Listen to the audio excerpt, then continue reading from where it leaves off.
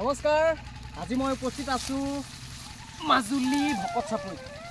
চাপৰিত কুঁহিয়াৰ বাবে বিখ্যাত সেইকাৰণে মই আহিলো আজি ভকত চাপৰিলে আৰু এই কুঁহিয়াৰ পৰানো কি বনায় আপোনালোকক সবিশেষ দেখাই আছো নমস্কাৰ পেজলৈ সকলোকে স্বাগতম জনাইছো আজি এটা বিশেষ ভিডিঅ' আপোনালোকৰ মাজত প্ৰস্তুত কৰিছো হয়তো আপোনালোকে চাই ভাল পাব আজি কেনেদৰে কুঁহিয়াৰ পৰা গুড় প্ৰস্তুত কৰে তাৰ এটি ভিডিঅ' আপোনালোকৰ মাজত প্ৰস্তুত কৰিছো যদি ভাল পায় ভিডিঅ'টো শ্বেয়াৰ কৰিব বুলি মই আশা কৰিলো প্ৰথমতে তেওঁলোকে কুঁহিয়াবিলাক কাটি আনি ধুনীয়াকৈ চাচি দমাই থয়হি তাৰ পাছত এডাল এডালকৈ কুঁহিয়া চেপি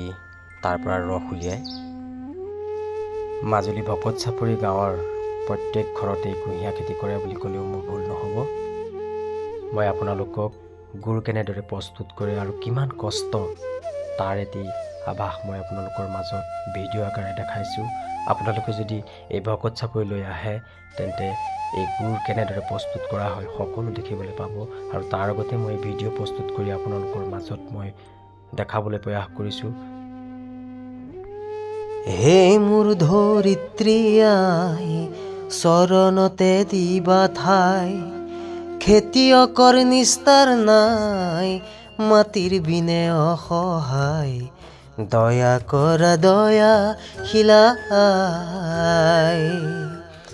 দয়া কৰা দয়া শিলাই আজি এই ভূপেন হাজৰিকা গীতটিলে মনত পৰি গ'ল কিমান কষ্ট কিমান শ্ৰম কৰি এই সকল ব্যক্তিয়ে এনেদৰে গুড় প্ৰস্তুত কৰে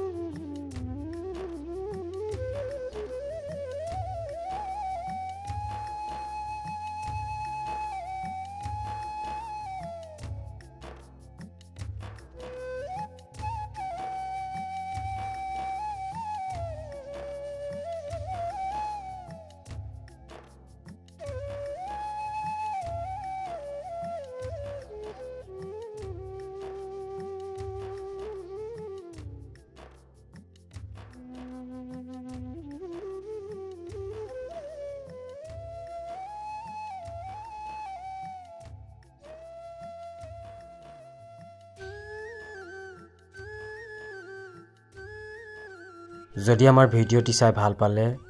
লাইক কমেন্ট শ্বেয়াৰ এটা কৰি দিব বুলি মই আশা কৰিলো আজিলৈ আহোঁ ধন্যবাদ